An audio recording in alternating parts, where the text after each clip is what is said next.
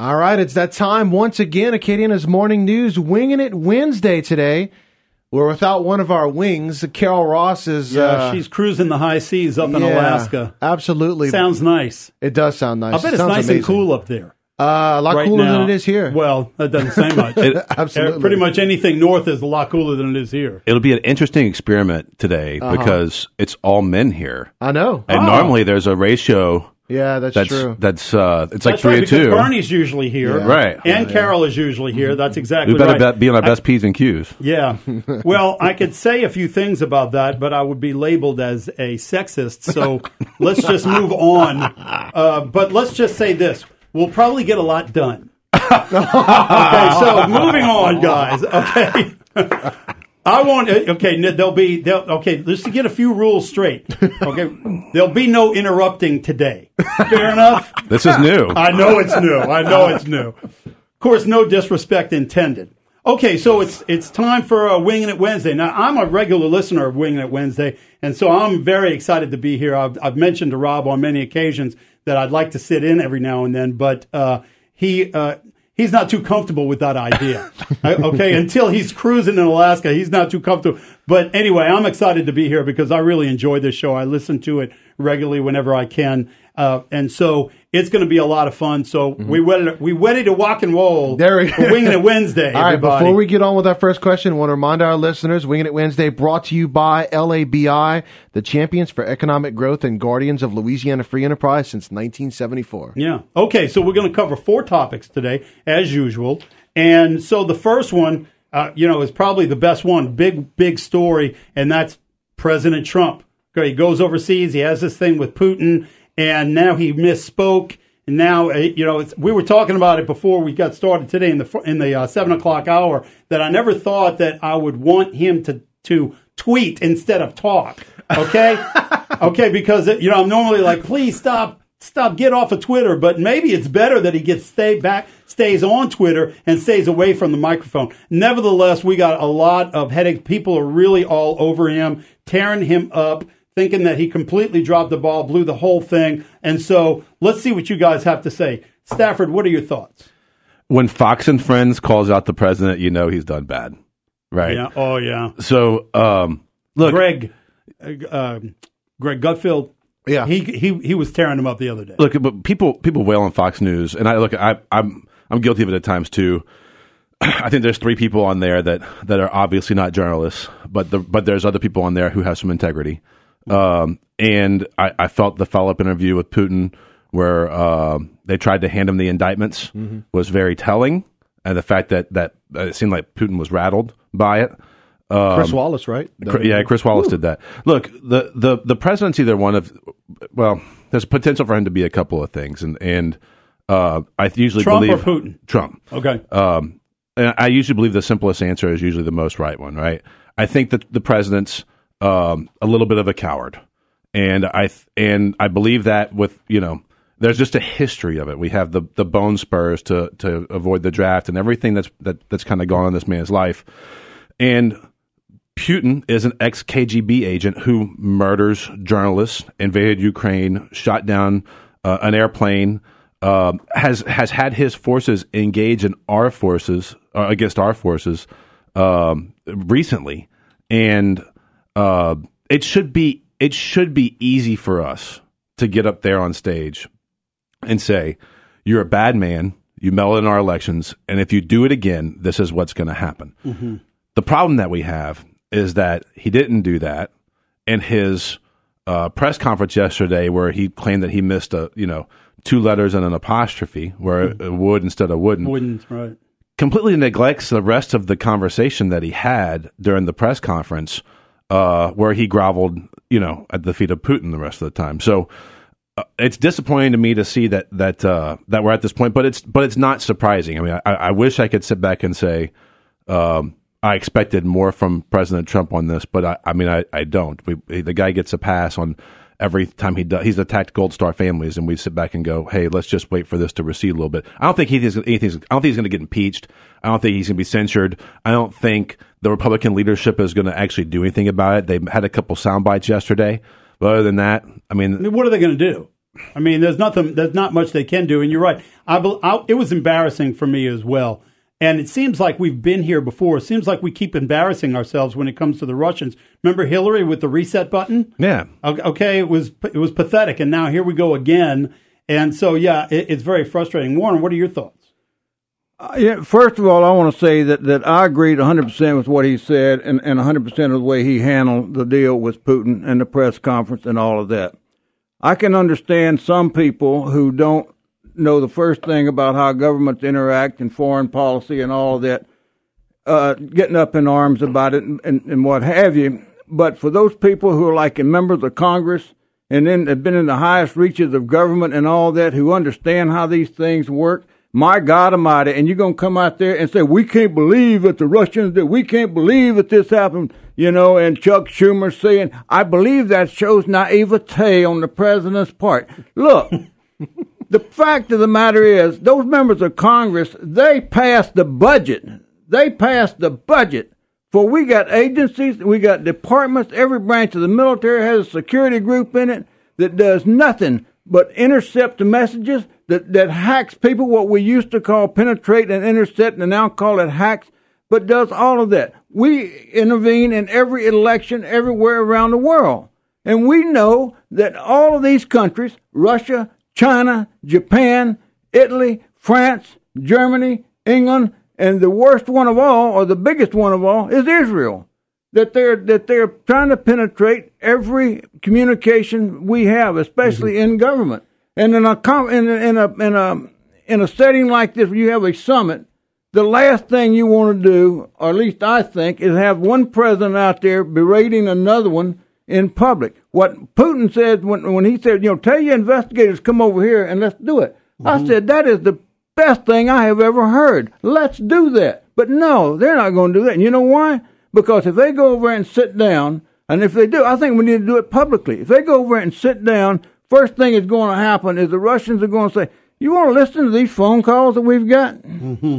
You want to listen to what your Secretary of State had to say about X, Y, Z? You want to listen to this phone call when they were setting up a murder over here with three of our people? You want to see these transcripts? We want to see it. We want to see it. No, we don't want to see anything. Yeah. So your opinion, correct me if I'm wrong, is that this is just, it's not necessarily acceptable, but it is the standard that has been going on for decades and generations. And why discuss that when we've got to get down to business? Absolutely. And the other point about it is, which Stafford brings up, is that Trump has been under constant attack from the news media and from the Democrats and from a lot of Republicans since the day that he rode down that elevator. And he's deflected them, I think he should have just stayed quiet and said, I stand by what I said the other day and let it go at that. And just move on.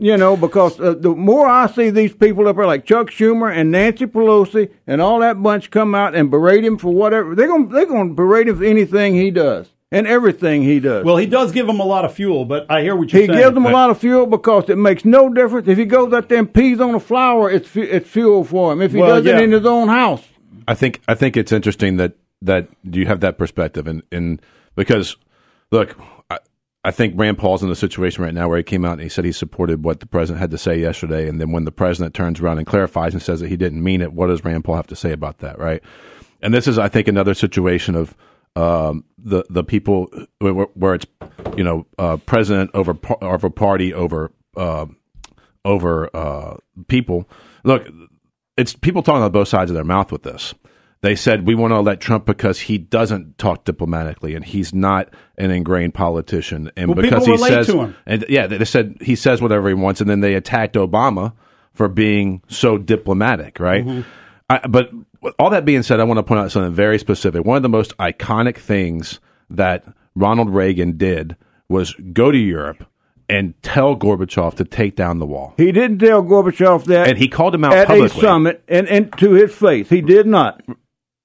You're right. They weren't face to face. That's right. You're right. Yeah. But that's a whole different venue, whole different platform. Look, if you saw what was scratched out on the president's notepad yesterday during his meeting in the office, the line was, "We are going to bring whoever did this to justice," and that was scratched out. Well, maybe okay. Let me comment on that if I may. Maybe he just didn't think that was the right format or the right place and time to address it. Doesn't mean that he's not going to address it. Fair. I hope that he does. Okay, Fair. so let's at least agree for now that we can give him the benefit of the doubt that this will be addressed at a later date. Fair. That being said, I think all you're doing is adding fuel to the fire for people who say that Trump is there's potential compromise on Trump, right? That these tapes may exist, that there's video evidence of him doing things that are wrong, or that but Cohen until we've heard him or seen him, it doesn't matter. You're right, but when you see him go, hey, we're not going to go after these people. Warren. All right, come on, Warren. Look, I'm going to go back. You know, these people are not going to be brought to justice. We know that. We have spies in every country around the world. Most all of them have diplomatic immunity. Mm-hmm. Spying is against the law in every country that we operated in. It's against the law here. And we have these rules that if you get caught, then we're going to throw you out of the country. Mm-hmm. You can't prosecute them. But here's the big deal. I haven't read that indictment, but I would love to read it because I'd like to know who did what, when, where, and how. It's in there. But okay, and you're right. Hold on. But, you know, the big one was that most all of this stuff came from Seth Rich, who was giving this data to WikiLeaks. But go back, we spend hundreds of millions, if not billions of dollars a year on all of these different groups like the FBI, the NSA, and whatever to try to prevent these things from happening, try to prevent these foreign countries from penetrating all of our different elections and everything I've got else. to address this. Yeah, I'm sorry. Don't be silly. All right. Seth Rich is a conspiracy theory, and it's not something that we should ever allow to be discussed in the studio. The family of Seth Rich has come out and sued Alex Jones and everybody else who makes these dumb comments over the fact that this keeps getting perpetuated. We now have the links of where it came from.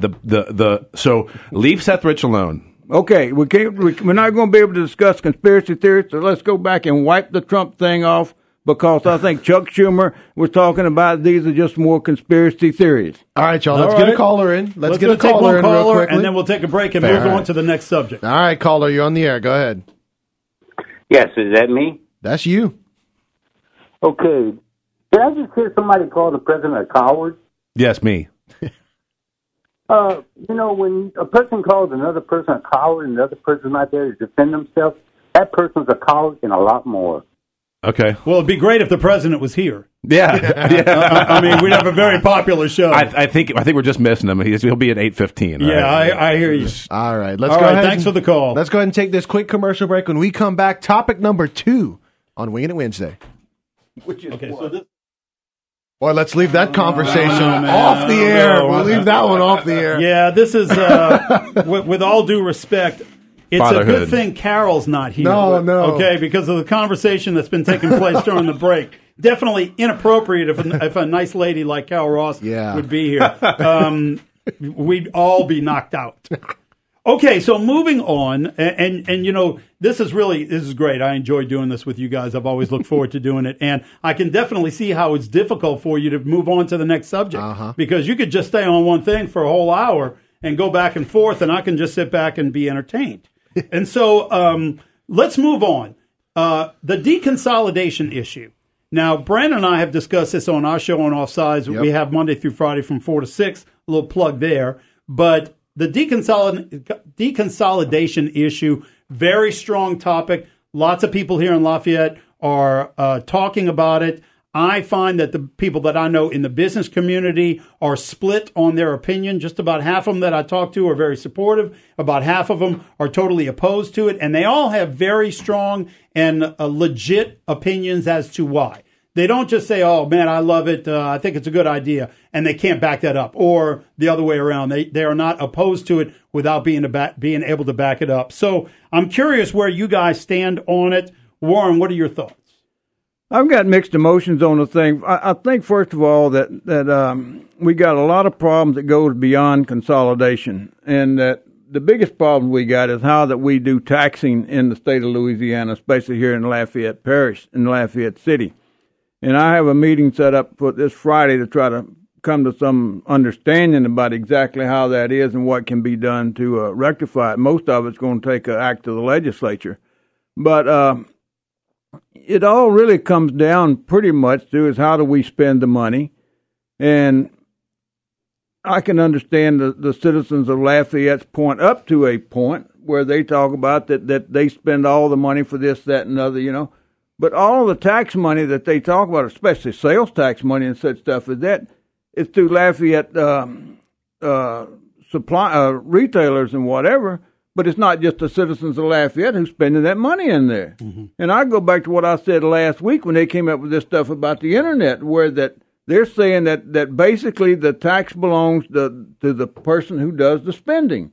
So if you buy something from Atlanta then has to turn around and take that sales tax or charge the sales tax for wherever you live and send it back to that locality. So, you know, is the next step going to be, so all the retailers here in Lafayette, whenever you go and buy something, they take your zip code or your address wherever you live, and if you live, say, in Youngsville, then your sales tax goes to Youngsville instead of going to Lafayette, or does it go to Carencro instead of Lafayette? You know, those are the kind of things that especially in today's world where you can track just about everything, you know, you may be opening up a Pandora's box. And the other part about it is, too, with Lafayette, with the demographics and the way things are changing, what's Lafayette going to look like 20 years from now, 40 years from now, or whatever? Are you setting up a stage there for the people to move out of Lafayette and these other areas to start really growing, and then Lafayette starts seeing themselves as no longer that giant hub that controls everything else, but becoming pretty much a dying entity? I don't know. I don't see that happening, but it could. So, you know, I think, first of all, this thing needs to be given a lot more thought, and it needs to be debated. It needs to be debated, and then they need to come up with a plan to present to the people that is going to be something that's viable and it's something that's going to work, and not just a knee-jerk reaction to what I see them coming up with now. Stafford, where are you? So I understand what you're saying, Warren. Look, Lafayette's already dying on the vine, and that's the problem. That's why this is so vital. So address something that you said real quick. When you buy a car, you already pay the sales tax of where you live. That's something that we already do. I just want to comment on that real quick. Look, it's important to note, if you live in Broussard, Carencro, Youngsville, Scott, or any of those locations, right? When you go to the polls, you vote on a local councilman, a local mayor, a parish councilman, and a parish city president, right? If you live in the city of Lafayette, you get a parish rep, and you get a guy for mayor who splits duties between running the parish and running the city. Lafayette does not have true representative government. Let me just say that the citizens of Lafayette do not have that. There's no reason why somebody, I think William Terrio has 9% of his population in the city of Lafayette, so he's got 91% of the population that he represents. Most of Youngsville. Most of Youngsville. That's right. There's absolutely zero reason that he should ever have say-so on what happens with LUS or what happens with River Ranch or what happens with downtown, period. That should be the citizens of Lafayette to choose. The citizens of Lafayette should not have a second-rate democracy representation, period. Mm-hmm. It's not fair to us for us to do this. Now, the reason that we consolidated back in the 90s was because the parish was going broke. And there are people that are arguing that when we deconsolidate, the parish is going to go broke. Well, the dirty truth is... But the city will benefit. The city is spending money in the parish. That's what I'm saying. Right. But if they deconsolidate, the parish will suffer, but the city will benefit. The parish is already broke. More so. Oh, but that's what I'm saying, though. So the parish courthouse has a parking tower right now that is dangerous, right? Mm-hmm. They don't have the money to repair it. Well, guess what's at the next council meeting? A motion for the city of Lafayette, who's not broke, to buy it, tear it down, and rebuild it. Why should the citizens of Lafayette keep fronting the money for the parish residents who refused to increase the revenues to the parish? Every time these things get voted down, it's at the cost of the citizens of Lafayette. So I think it's important that Lafayette gets its autonomy back. I think it's important that the parish realizes that it has some problems that they were supposed to address post-consolidation. Post-consolidation, the citizens of Lafayette were told the parish is going to address these things. What should have happened, and it never did, was we should have truly consolidated like the sheriff's department did. The sheriff's department consolidated. Now we have a parish-wide sheriff's department and a parish-wide courthouse and jail. That never happened. Instead, we continue to have these municipalities who have their autonomy, but we've taken that away from the citizens of Lafayette. Go, Warren. Oh, sorry, Brandon. No. Want to jump in? Well, I was going to mention, I think many people, though, we talked about concerns, and really you have the people of Lafayette in the city of Lafayette, and then you have the people in the unincorporated areas and the rest of the parish. And I think especially those people in the unincorporated areas are worried then if you give the city of Lafayette autonomy, then what happens to those unincorporated areas that they cannot be able to sustain themselves because they don't have the tax base moving forward. So that's a great point, right? So one of the issues, and listen, I need to clarify, I live in the unincorporated part of the parish, so I'm one of those people. Mm-hmm. I do too. I'll say that as well, unincorporated. Mm-hmm. So one of the problems that we have is that the unincorporated part of the parish is not paying enough for fire protection, right? And their fire rating's about to go down. Mm-hmm.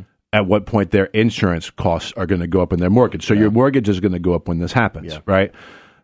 If you were to incorporate, your taxes would go up, your property tax would go up, but your fire rating would stay down. Mm-hmm. That cost differential, according to the people I've seen do the math, it actually makes more sense to get incorporated than it does to continue to fight the taxes to pay for this stuff. Mm-hmm. So if it gets through the council, the vote is going to be an opportunity for the unincorporated parts of the parish to vote on a tax to whether or not they want to fund firefighting. Right? And if they shoot that down, their mortgage is going to go up, or their insurance, their insurance is going to go up, which will be reflected in their mortgage if they have one. If not, they'll be paying that out of pocket. You're damned if you do, damned if you don't. Yeah. Look, you're talking about the unincorporated versus the incorporated areas, which I've said this all the way along. That is what is so backwards about this whole system, and it's a bastardized system. Is that every other place in the country where you look after the county level first, and then the municipalities, the cities, is that what they should have is some portion of property tax, some portion of sales tax should go to take care of the parish needs, just like the roads coming into Lafayette, the flood control, and all of this kind of stuff. Whatever that figure is, but it should be done, and it should be adjusted like every year, every 2 years or whatever to take care of those needs, because everything within the boundaries is Lafayette Parish.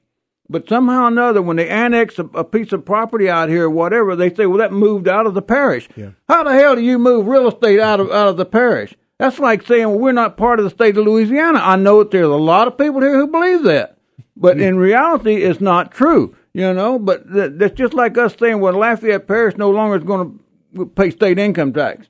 Because that's the state. We're not the state. We're Lafayette Parish. Wouldn't that be great? Well, I don't know if it'd be great or not. Probably not. But look, the big part about the thing where the Stafford's talking about, whenever the deconsolidation first came up, everything was supposed to be deconsolidated. And then all at once that... In 2012. You're talking about the 2012 vote, right? No, I think it was before that, wasn't it? Well, there was a 2009, then a 2012. When was the original deconsolidation? I'm sorry, that was 2009. That was 2009. The 2009 vote that went to the people. That was a true deconsolidation vote. The first one. It would have eliminated Lafayette consolidated government. The first one, when we eliminated No, Joy Durrell was the first parish president. Are you talking about consolidation? Yeah. Consolidation was 1996 or 98. Yeah. And so anyway, when that thing first came up, it was my understanding that it was supposed to be for everything was supposed to be consolidated. And then you had the municipality say, well, we don't know if we want to be a part of that. Mm-hmm. And so then they were allowed to stay as they were. And my point was then, and it still is now, that if they did not participate in that consolidation, then their boundaries should have been frozen. Well, they should not have been able to go out there and annex. You can't have it both ways. That's right. They should not have been able to go out there and annex any part of Lafayette Parish, because as far as I was concerned, everything outside of those municipalities was Lafayette. Mm-hmm. Lafayette City, Lafayette Parish, whatever you want to call it. But, Youngsville started growing, this one started growing, and they said, well, yeah, but in that law it says they can't keep us from growing or whatever. And I think what that really meant was you can't go in there and do their zoning and all of that kind of stuff. Sure. Well, I'll tell you what disturbs me about the deconsolidation is that they are proposing that we have two councils, one for the city and one for the parish. And each one of those councils only has 5 members.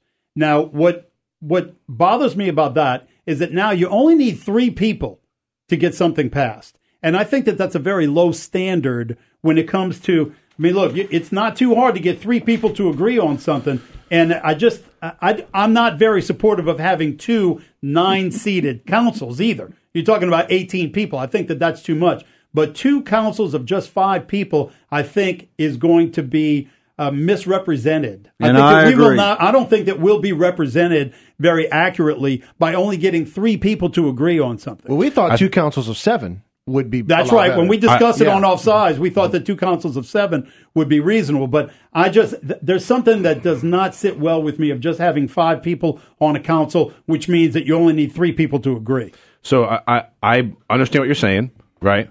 But just from somebody who appreciates math, when you have 5 out of 9, you have 55% of the vote, right? When you've got 3 of 5, you're at 60%. So there's an argument that it's actually requires more work to get 3 out of 5 than it does to get 5 out of 9. Yeah. So I can't percentage wise, I can't agree with you on that. Okay. So I understand what you're saying about the whole math thing. Right. Okay, but we're going from 9 to 10. To represent the whole parish is what it is. Yeah, but you still only need 3 people to agree to get something passed. That's easy. Whether or not it's a percentage, whether or not it's a percentage. If you only have 2 people, okay, and you only need 1 vote, that's 50%. It's easier. So if you look at it a percentage basis, man, look, 50%. It's hard to get 50%, but you only need 1 person to do it. So what'll happen is the way it's currently set up for a parish-wide referendum to come, you would have to have it pass for the 5 parish people on their board and for the 5 city people. If it doesn't pass at both, it doesn't get on the ballot, period. Okay? But that's for parish-wide. If we go to 7 and 7, now we're talking about 14 people. You're talking about increased staffs. You're talking about the whole 9 yards. If we go from 9 to 10, there's people paid $30,000 a year, right? So it's an extra $30,000 in cost is what it is, right? You go from 9 to 14, now we're talking an extra $150,000 a year. So I'm okay with the 5. And here's my other argument about the whole thing. We have a broken system. This solution may not be perfect, but it's moving the right direction. And we can adjust later on. I think it's time that scares me. Yeah. Okay. With all due respect, that scares me.